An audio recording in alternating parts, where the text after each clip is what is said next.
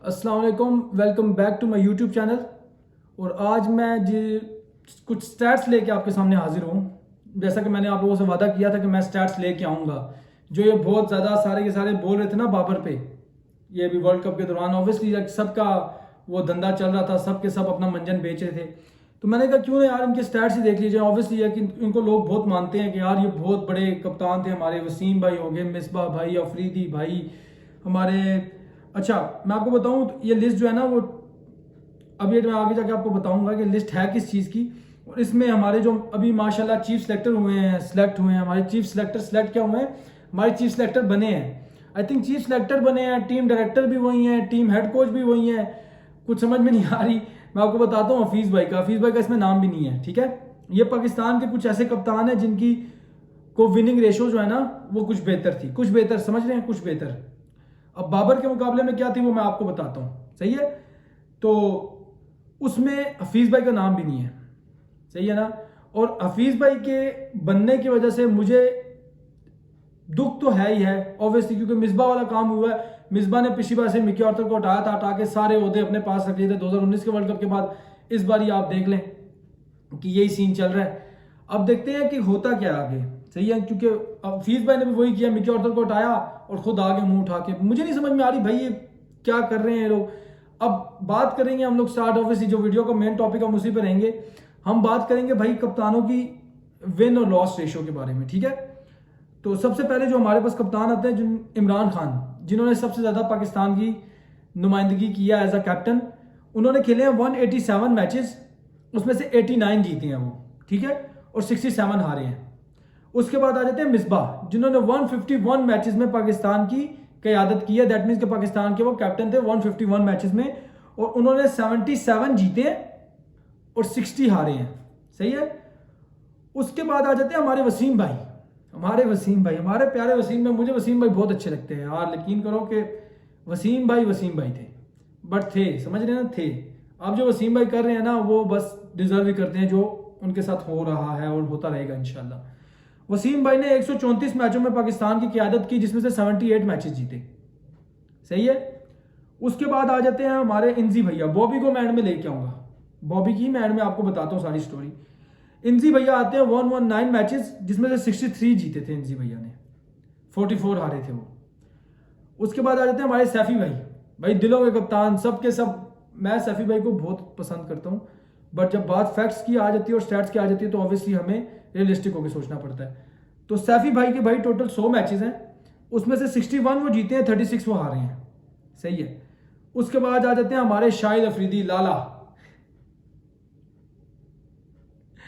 शाहिद भाई, हमारे प्यारे, हमारे आपके हम सबके प्यारे मऊ का बेटा बहनों का भाई शाहिद भाई। हमारे शाहिद भाई ने 82 मैचेस में पाकिस्तान की नुमाइंदगी किया एज अ कैप्टन। उसमें से हम 38 जीते हैं और 42 हारे हैं। और मैं आपको बताऊं विन टू लूज रेशो सबसे वर्स्ट जो है ना वो शाहिद भाई की है इस टाइम पे, जो इन कैप्टन की मैं लिस्ट लेके आया हूं। शाहिद भाई की विन टू लूज रेशो है 0.90। समझ में आ रही है आपको। अब हम आ जाते हैं बाबर पे। बाबर के टोटल मैचेस है 133, जिसमें 78 वो जीता है, 43 वो हारा है। अब जब सारे बोलते हैं ना बाबर पे, बोलना शुरू करते हैं भाई बाबर ये, बाबर वो, बाबर ने ये कर दिया वो कर दिया। अब मुझे कोई ये ना बोले कि भाई ए टीम थी, बी टीम थी, सी टीम थी। हमने किसी को नहीं बोला भाई आप सी टीम भेजो, ए टीम भेजो, बी टीम भेजो। वो खुद आईपीएल के कॉन्ट्रैक्ट चमका रहे थे, हमारी गलती नहीं है। जो आया बाबर ने उसको लपेटा, बात खत्म। सही है। अब मैं आपको बताता हूं बाबर ने 133 मैचों में पाकिस्तान की कप्तानी किया, जिसमें से 78 पाकिस्तान जीता है, 43 पाकिस्तान हारा है। वसीम भाई 78 जीते थे 134 में से, और 49 हारे भी थे। सही है। बाबर ने 133 में से 78 जितवाए हैं और 43 हारे हैं। अब विन टू लूज रेशो पे आ जाते हैं, तो इनमें से सबसे वर्स्ट है शाहिद भाई की 0.90। उसके बाद हमारे आते हैं मिसबा भाई, जिन्होंने 151 मैचेस में से 60 पाकिस्तान को हराए हैं। उसमें उनकी जो विन टू लूज रेशो आ रही है 1.28। इमरान खान को सब बहुत हाई रेट करते हैं, ऑब्वियसली मैं इमरान खान का फैन हूं भाई as a cricketer, I love Imran Khan.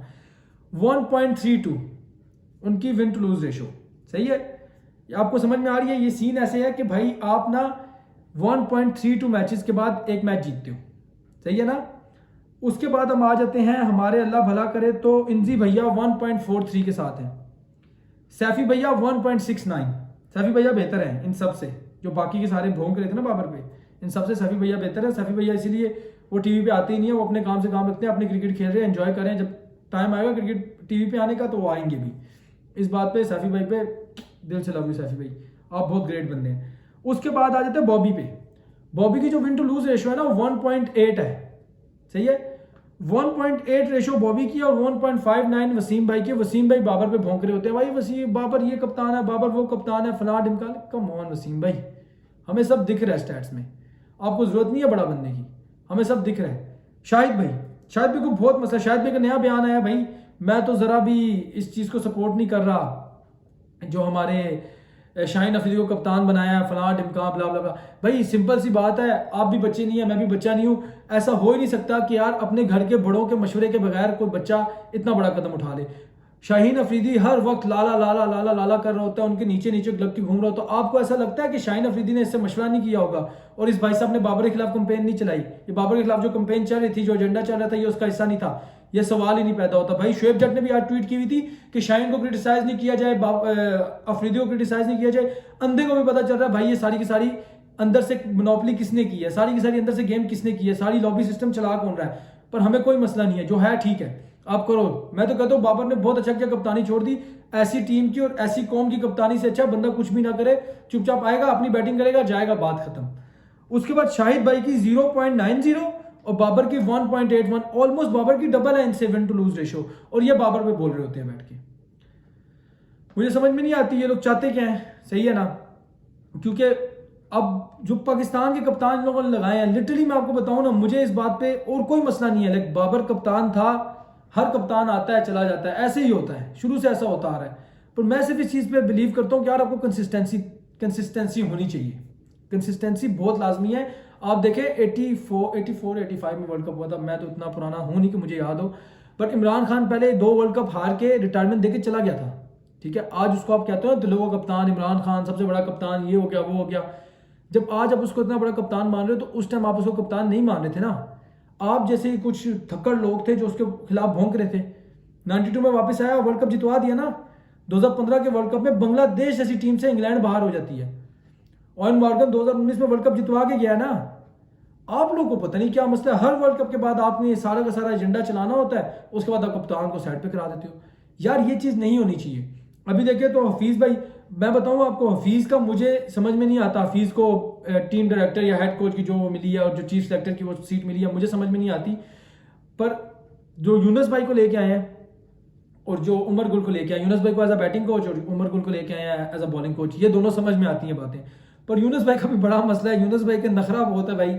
Yunus भाई का ये सीन है, अगर उनको कोई बात बुरी लग गई तो वो 20 टूर में टीम छोड़ के आ जाएंगे, उनको बाद में फिर संभालना बहुत मुश्किल हो जाना आप लोगों के लिए। बाकी आप अगर देखें, मुझे तो यार मैं क्या बोलूं, वहाब रियाज का भी सुनने में आ रहा है कि भाईजान वो भी सिलेक्शन कमेटी का हिस्सा होंगे। तो अब इतना कुछ कर रहा है ये ज़का अशरफ, मुझे समझ में नहीं आती। मैं इसको पागल बोलूं या मैं इसको मेंटल केस बोलूं या मैं इसको क्या बोलूं? ठीक है, मुझसे बड़ा है यार, ऑब्वियसली मुझे बदतमीजी नहीं करनी चाहिए, बट मैं क्या बोलूं इनको। अब आप खुद देखें कि ज़का अशरफ को अभी खुद कंफर्म नहीं है कि भाईजान वो कल इस सीट पे है या नहीं है। कल इलेक्शन हो गए, ठीक है, आपने हट जाना है। अब इन सबको, हफीज को, यूनुस खान को, उमर गुल को आप 6-6 महीने का कॉन्ट्रैक्ट दे रहे हो। 6-6 महीने का कॉन्ट्रैक्ट, दैट मीन्स कि आप 6-6 महीने उनकी सैलरी उन लोगों को आप सब डिसाइड करोगे, भाई इतनी इतनी सैलरी है तुम्हारी, ये करो वो करो फलां ढिमका, ठीक है, समझ में आ गई। अब इन सब का कॉन्ट्रैक्ट हो जाएंगे, 2 महीने बाद या 1 महीने बाद ज़का अशरफ चले जाएंगे। वो क्या होगा कि ज़का अशरफ जब जाएंगे, नजम सेठी आएगा वापस। ऑब्वियसली जो अगली हुकूमत दिख रही है, हुकूमत में बात करने के लिए तो मैं यहाँ नहीं बैठा हुआ, बट ऐसा ही कुछ होने वाला है, ऐसा लग रहा है। तो अगर अगली हुकूमत आती है उन लोगों की, नून लीग वालों की, तो ऑब्वियसली वो नजम सेठी को ही लेके आएंगे। नजम सेठी आएंगे, वो सबको दोबारा उतारेंगे, उतार के साइड पे कर देंगे, क्योंकि भाई मिकी ऑर्थर के पास उनकी नोट्स हैं, वो दोबारा मिकी ऑर्थर को ले आएंगे। तो ये सारे पैसे दोबारा जाया गए। अब मुझे पता है कि भाई ये पैसा पाकिस्तानी अवाम का नहीं है, मुझे गलत फहमी नहीं है कि भाई हमारा पैसा ज़ाया हो रहा है, फलां ढिमका, ये वो, ऐसा कुछ भी नहीं है भाई।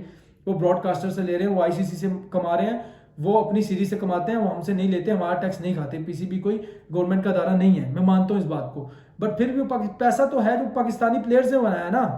अगर आपको ब्रॉडकास्टर्स दे रहे हैं पैसा, तो किस लिए दे रहे हैं? बाबर की वजह से दे रहे हैं ना, शाहीन की वजह से दे रहे हैं ना, ठीक है, शदाब की वजह से दे रहे हैं, रिजवान की वजह से दे रहे हैं, जो सुपरस्टार्स हैं आपके, ठीक है। तो पैसा बजाय उन पे लगे या उनके बजाय जो नए आने वाले क्रिकेटर्स हैं, जो कल का आने वाला बाबर है, कल का आने वाला शहीन है, कल का आने वाला शादाब है, कल का आने वाला रिजवान है, उन पे लगे। उसके बजाय आप इन फजूल के पुराने बुड्ढों को दे रहे हैं, इन पुराने बुड्ढों पे आप पैसे ज़ाया करी जा रहे हैं। आपका काम क्या बनता है भाई? आप चुपचाप आए हुए हो, बैठो, एंजॉय करो, आपको जो अलाउंस वगैरह मिल रहे हैं आप उसको एंजॉय करो। आप फजूल में घुसे हुए आप। अब पहले इस भाई को कोई मसला नहीं था, वर्ल्ड कप से पहले इसको पता था अगर मैं घुसूंगा तो मुझे मसला होगा, सही है, अगर मैं घुसूंगा तो सबके सब मुझे पकड़ के रगड़ा देंगे। अब ये फुल टाइम, मैं सीधे कहता हूँ सियासत को क्रिकेट से दूर होना चाहिए, सियासत कर रहा है फुल टाइम बैठ के। मुझे इस बात पे इतना गुस्सा आ रहा है, बट जाहिर सी बात है हम कंट्रोल करना पड़ता है भाई, हम तो क्रिकेट फैन है। मैं आपसे मिलूंगा नेक्स्ट किसी वीडियो में, मुझे फिलहाल के लिए दे इजाजत। अपना बहुत सारा ख्याल रखिएगा, चैनल को सब्सक्राइब करना नहीं भूलना आपने। अल्लाह हाफिज।